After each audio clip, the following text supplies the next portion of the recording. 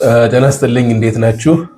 የዛሬ የመጽሐፍ ዳሰሳችን ትኩረት የሚሆነው ማት ብሪተን ያዘጋጀው መጽሐፍ ይሆናል። ጄኔሬሽን ኤአይ ዋይ ጄኔሬሽን አልፋ ኤንድ ዘ ኤጅ ኦፍ ኤአይ ዊል ቼንጅ ኤቭሪቲንግ በሚል ርዕስ የተዘጋጀ ከ3 ወር በፊት የወጣ አዲስ መጽሐፍ ነው። ማት ብሪተን የተለያዩ ድርጅቶችን የመራ ኤአይ ኮንቴንት ያላቸውን ቴክኖሎጂ ነክ ጽሁፎችን የሚጽፍ ሰው ነው። ይሄ ያዘጋጀው መጽሐፍ አርቲፊሻል ኢንተለጀንስን በተመለከተ እንደዚሁም ደግሞ ስለ ጄኔሬሽን አልፋ ግንዛቤ ለመስጠት የሚያግዝ መጽሐፍ ነው። ስለ ጄኔሬሽን አልፋ ከማንሳታችን በፊት እንደ አውሮፓውያኑ አቆጣጠር ከ1900 ወዲህ ያሉ ተከታታይ ትውልዶችን እነማን እንደሆኑ እና መገለጫቸውን ባጭሩ እናነሳለን። እንግዲህ 7 ትውልዶች ከ1900 ወደዚህ ማለት ነው እንዳሉ ጽሁፎች ያሳያሉ። አንድ ትውልድ ከ25 እስከ 30 ባለው ዓመታት ውስጥ የጊዜ ርዝማኔ ያለው ነው። ተመሳሳይ አይነት አስተሳሰብ፣ ፍላጎት፣ ስሜት እና የታሪክ ሁነቶችን የሚያስተናግዱ ናቸው አንድ ትውልድ ላይ የሚመደቡት። በዚህም መሰረት የመጀመሪያው ትውልድ ከ1900 እስከ 1927 ያለው the greatest generation በመባል የሚታወቀው ነው።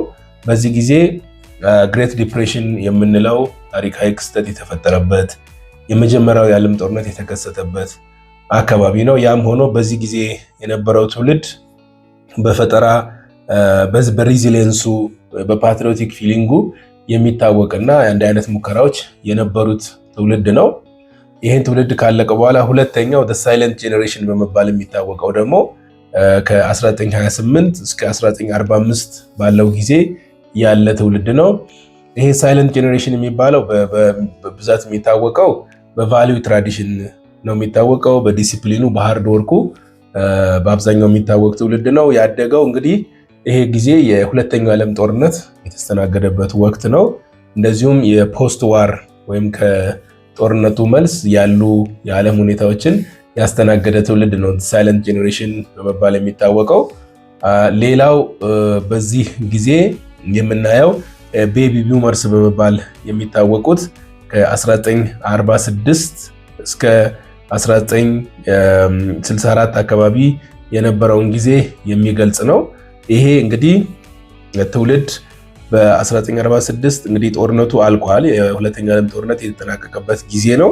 በዚህ ወቅት የኢኮኖሚ ፕሮስፐሪቲ የመጣበት የሎያል ለመሆን በየሀገራቸው የሚሞክሩ ዜጎች ያሉበት ሞደርን የሆነ የኮንሱመሪዝም ካልቸር ወይም ደግሞ ኢኮኖሚክ ፕሮስፐሪቲን መምጣት ተከትሎ ኮንሱም የማድረግ ባህል ያደገበት ወቅት ሆኖ እናገኘዋለን ማለት ነው። ይሄ ቤቢ ቡመርስ የሚባሉት ማለት ነው ሼፕ ያደረጉ የሞደርን ኮንሱመር ካልቸርን ሼፕ ያደረገ ትውልድ ነው በዚህ ጊዜ የምናገኘው ማለት ነው።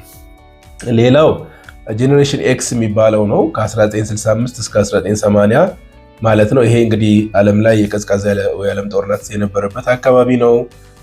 ኢንዲፔንደንት ለመሆን የሚሞክር ቴክ አዳፕተብል የሆነ ያን ጊዜ እንግዲህ ቴሌቪዥኑም አለ፣ የሬዲዮም ተስፋፍቷል፣ ህትመቶች በብዛት አሉ እና በዚህ ወቅት ፐርሰናል ኮምፒቲንግም የተጀመረበት እና የኢኮኖሚክ ሽፍቶች የመጡበት ወቅት ነው። ጄኔሬሽን ኤክስ የሚባለው በዚህ ጊዜ የምናየው ትውልድ ነው። ሌላው ከዛ በኋላ የመጣው ከ1981 እስከ 1996 ደግሞ ሚላኒያስ ናቸው። እነዚህ ዲጂታል ኔቲቭ ናቸው። ሚሌኒየሙ ከመምጣቱ በፊት አስቀድሞ የነበሩ ትውልዶች ናቸው። ሶሻሊም ኮንሽስ ናቸው። በወቅቱ የኢንተርኔት መስፋፋት እናገኛለን። እንደዚሁም ደግሞ በተወሰነ መልኩ ያ ጊዜ የቀዝቃዛ ዓለም ጦርነት ተጠናቆ የአሜሪካ ልዕለ ኃያልነት ገዝፎ የወጣበት የዩኒፖላር የሆነ ዓለም የምናስተውልበት እና በየአካባቢው ደግሞ የነፃነት ትግሎች በየአገራቱ የነፃነት እንቅስቃሴዎች በብዛት የታዩበት ነው ማለት ነው።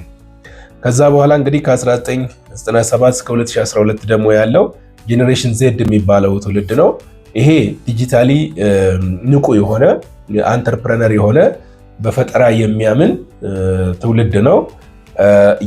የስማርት ስልኮች መስፋፋት፣ የሶሻል ሚዲያ በብዛት መምጣት የምናስተውልበት ትውልድ ነው ጊዜ ነው።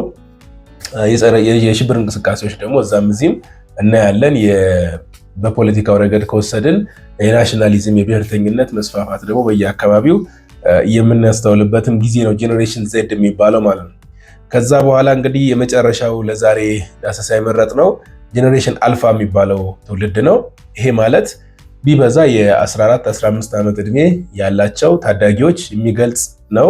ከ2013 ወዲህ እስከ 2025 ያለውን ጄኔሬሽን አልፋ ብሎ ነው ማት ብሪተን የገለጸው እና ይሄ የመጀመሪያው በአርቲፊሻል ኢንተለጀንስ ዘመን የተፈጠረ ትውልድ ነው። ኮኔክትድ ነው።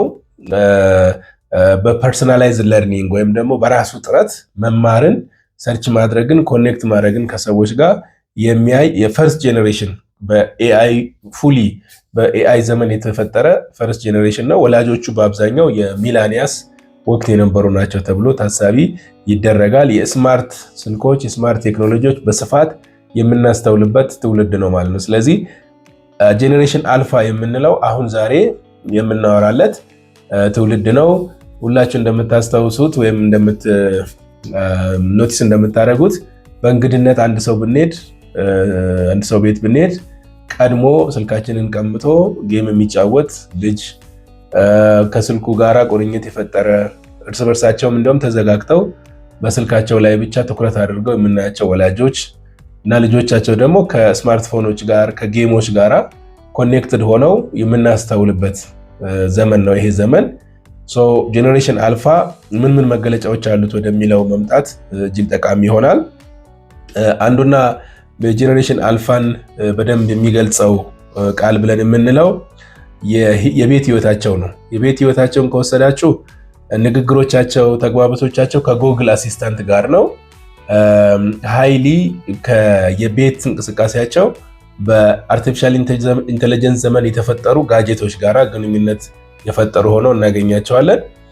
ሌላኛው የትምህርት ህይወታቸውን ደግሞ ከወሰድን ፐርሰናላይዝ ለርኒንግ በግል ጥረት መማር የሚባለውና የተለምዶ ትራዲሽናል የሆነው የመማር ማስተማር ማለትም ሽምደዳን፣ ሚሞራይዜሽንን መሰረት ያደረገው የመማር ማስተማርን በኤአይ ጋጀትስ ወይም ኤአይ ሰፖርትድ በሆነ መንገድ መማርን አዲስ ባህል ያደረገ ነው ማለት ነው። ኤአይ ቱሎችን ተጠቅሞ ትምህርትን መማር፣ በቀላሉ ሰርች ማድረግ እና ማግኘት መረጃዎችን ትኩረት ያደረገ ነው። ኢንተርቴንመንትን ብንወስድ ደግሞ እንደዚሁ ኤአይ ኩሬትድ የሆኑ ኮንቴንቶች ዩቲዩቦች፣ ቲክቶክ ላይ እና ሌሎችም ሶሻል ሚዲያ አውትሌቶች እንደ ኔትፍሊክስን ጨምሮ መዝናናት የሚያሳልፉበትን ሁኔታ እናያለን።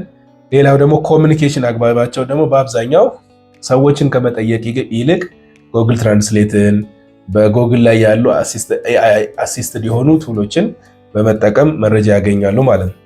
የክሬቲቪቲ ሌቭላቸውን ደግሞ ስንወስድ ኤአይ ቱሎችን በብዛት የመጠቀም ለድሮይንግ ይሁን የተወሳሰቡ ሂሳቦችን ለመፍታት ይሁን ኮሚኒኬሽናቸውን ለማሳደግ ይሁን ስቶሪ ቴሊንግ ይሁን ለሙዚክ ይሁን ለሌሎችም የፈጠራ የሚጠይቁ ጉዳዮች አርቲፊሻል ኢንተለጀንስን በብዛት የመጠቀም ነገር እናገኛለን ማለት ነው። እነዚህ ሁሉ የጄኔሬሽን አልፋ መገለጫዎች ሆነው እናገኛቸዋለን እና ጠቅለል ተብሎ ሲታይ አንድ ሶስት ነገሮች እናንሳ። አንዱ ኤርሊ ፋሚሊያራይዜሽን የምንለው ቶሎ መቀበል፣ ምናልባትም ንግግር ከመጀመራቸው በፊት አፋቸውን ከመፍታታቸው በፊት ከኤአይ ቱሎች ጋር የሚተዋወቁበት ሁኔታ እናገኛለን።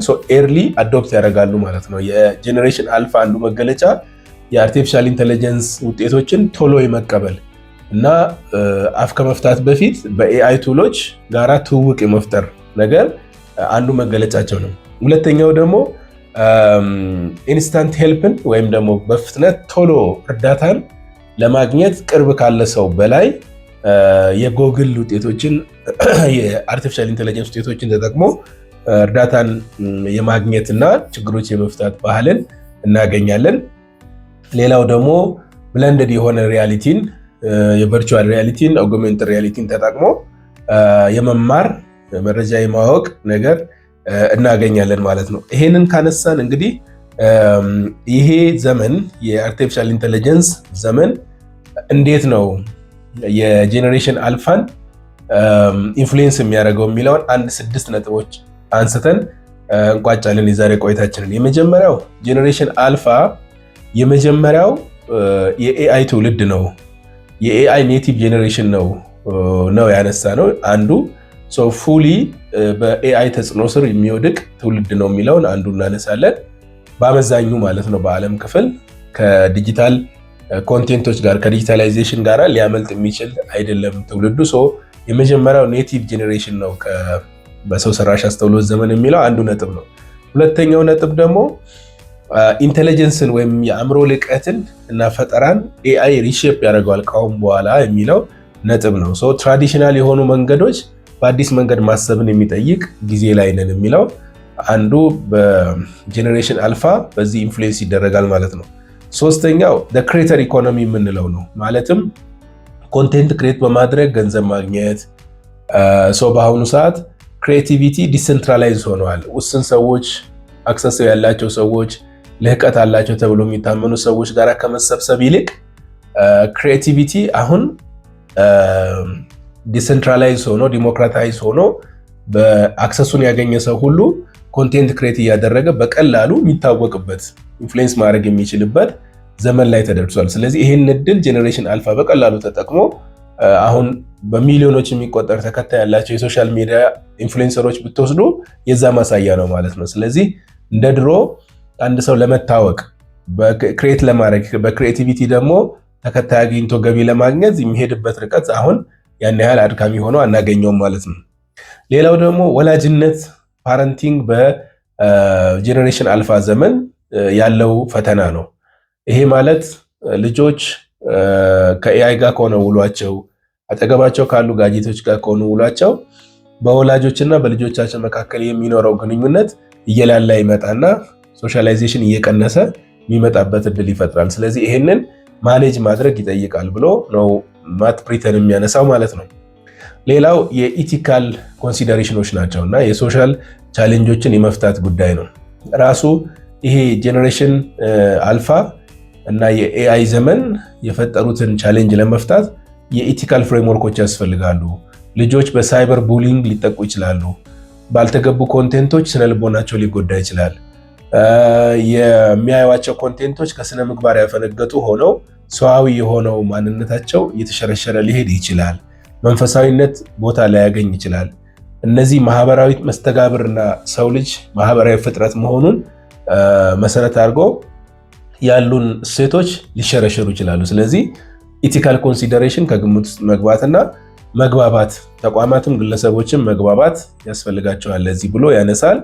ያለን መጨረሻ ላይ ያለን እድል አዳፕት ማድረግና ጄኔሬሽን አልፋም ከዚህ የተሻለ ሰርቶ የቴክኖሎጂውን አዳፕት ማድረግ የሚችልበትን አዲሱ ቻሌንጅ አዳፕታቢሊቲን ከግምት ውስጥ ያስገባ መሆን አለበት የሚል አንስተዋል ማለት ነው። ጠቅላላ ተብሎ ሲታይ ይህ መጽሐፍ እጅግ አስተማሪ የሆነ ስለ ጄኔሬሽን አልፋ ያለንን ግንዛቤ ከፍ የሚያደርግ የኤአይ ዘመን ፈተናዎቻችንን በደንብ ቁልጭ አድርጎ ያሳየ ተወዳጅ እና አይ ቲንክ በደንብ ማብራራት የቻለ እና ሁላችሁም ብታነቡት የምትጠቀሙበት መጽሐፍ ሆኖ አግኝቼዋለሁ። እስካሁን ስለነበረን ቆይታ እጅግ አመሰግናለሁ።